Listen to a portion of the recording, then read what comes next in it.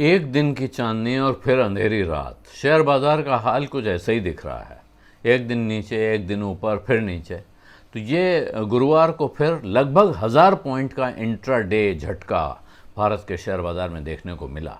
इसकी तमाम वजहें हो सकती हैं, आप कोई भी वजह गिना सकते हैं।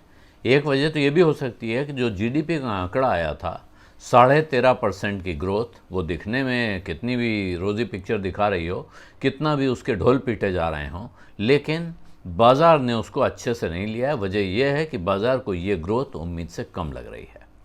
बाज़ार में उम्मीद थी 15 से 16% की, रिजर्व बैंक 16.2% की ग्रोथ की उम्मीद कर रहा था और यहाँ आया है 13.5%। तो ये अपने आप में चिंता का एक बायस है, लेकिन ये सिर्फ एक कारण है चिंता का।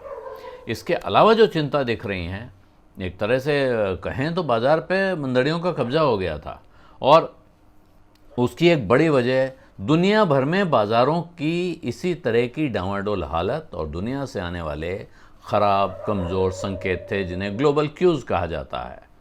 तो निफ्टी ने लगभग 250 पॉइंट खोया और 17,468 पे वो पहुंचा, जबकि सेंसेक्स अंत में 1000 पॉइंट गिरने के बाद 58,522, ये जो 1000 पॉइंट मैं कह रहा हूँ ये टॉप से है।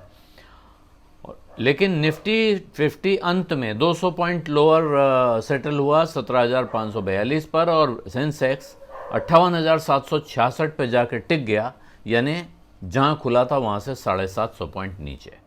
और जो सबसे ज़बरदस्त इसमें कंट्रीब्यूट किया गिरावट में, वो थोड़े चौंकाने वाले नाम हैं। रिलायंस इंडस्ट्रीज़ लिमिटेड और टाटा कंसल्टेंसी सर्विसेज, वो कंपनियां जो पिछले कई वर्षों से कंसिस्टेंटली बाज़ार को सहारा देने के लिए जानी जाती हैं। और बाकी जगह अगर आप देखें, इन दोनों में, रिलायंस में और टीसीएस में, तो 2 से 3% की गिरावट इन दो शेयरों में ही है। लेकिन आप ब्रॉडर मार्केट्स देखेंगे, ब्रॉडर मार्केट जब हम कहते हैं उसका अर्थ होता है वो कंपनियां, वो शेयर जिनकी गिनती सेंसेक्स में या निफ्टी में नहीं हो पाती है, तो उनकी हालत कुछ बेहतर है।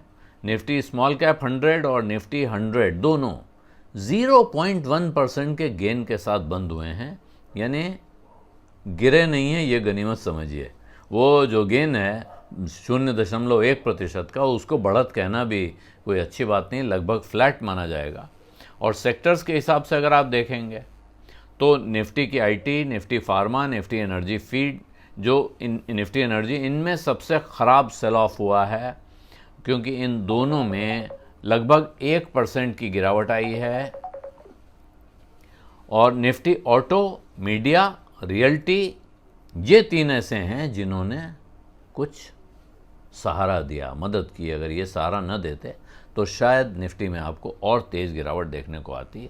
इसके बावजूद जो एनालिस्ट लोग कह रहे हैं, उनका कहना है कि चिंता की कोई बात नहीं है, विदेश से और पैसा आने वाला है और बाज़ार में आपको टर्न अराउंड दिखेंगे। जो हमने बात की थी टीना फैक्टर की, वो बाज़ार में चल रहा है अब भी।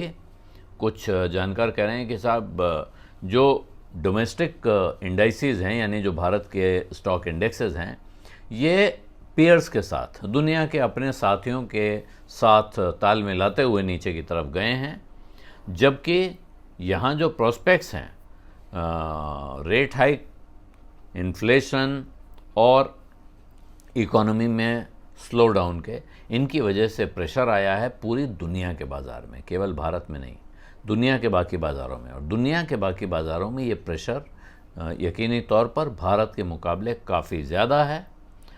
जबकि आप जो पहले क्वार्टर की जीडीपी देख रहे हैं, वो 16.2% के एस्टिमेट के सामने 13.5%, 13.5% आई है।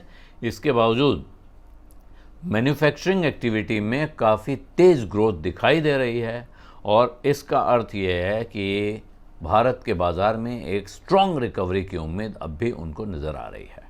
इस बीच एक काम और हुआ है जो बाज़ार के अंदर, अगर आप उस पर नज़र डालना चाहें, वो ये है कि इंडेक्स में कुछ फेरबदल हुआ है।